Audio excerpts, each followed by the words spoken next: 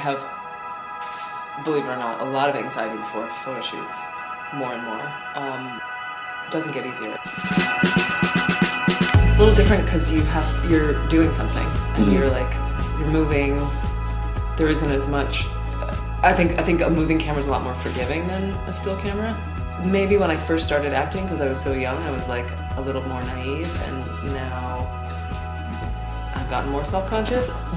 But they're like skills that you learn, you know. I think theater training has helped me a lot in terms of controlling nerves and being composed and things like that.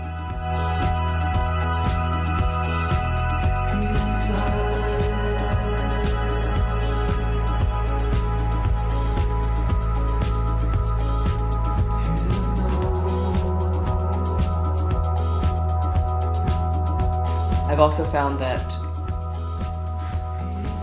I used to never look at footage like while we were shooting, but now I'm so interested in what the director is dealing with that I'll often go and look at a playback, and so I can be a little more, I think maybe more from the director's perspective in terms of what they're trying to go for, rather than, you know, like method actors get totally lost in their own world. Have you ever thought about being behind the camera?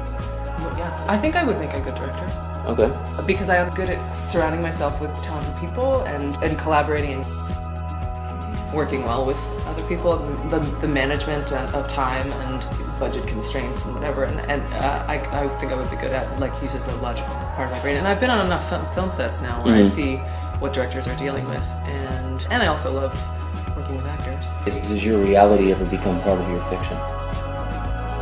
I think that sometimes unconsciously it does. I've noticed that I've gravitated towards certain stories and certain projects without even realizing that it was something I was working through in life. So psychoanalyze that.